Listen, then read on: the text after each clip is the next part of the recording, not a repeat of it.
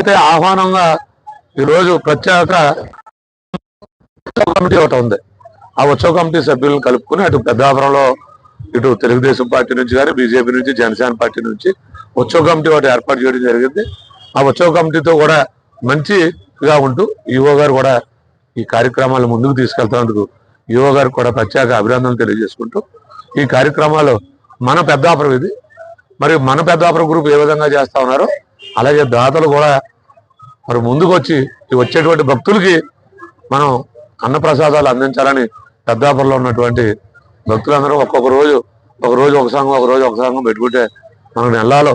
ఈ సంవత్సరం ఏమైనా వచ్చే సంవత్సరం నుంచి కూడా మనం నిత్యం అన్నదానం జరిగేటట్టు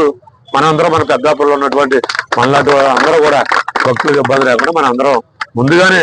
ఒక నెల ముందుగానే మనం రూపకల్పన చేసుకుని ఒక రోజు ఒకరు అనేటువంటి చేసుకుని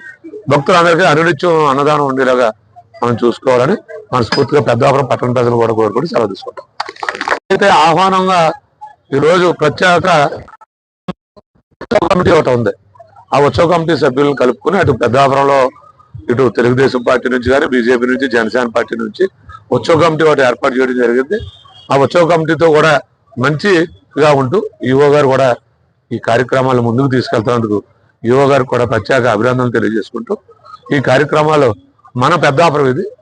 మరి మన పెద్దాపురం గ్రూప్ ఏ విధంగా చేస్తా ఉన్నారో అలాగే దాతలు కూడా మరి ముందుకు వచ్చి వచ్చేటువంటి భక్తులకి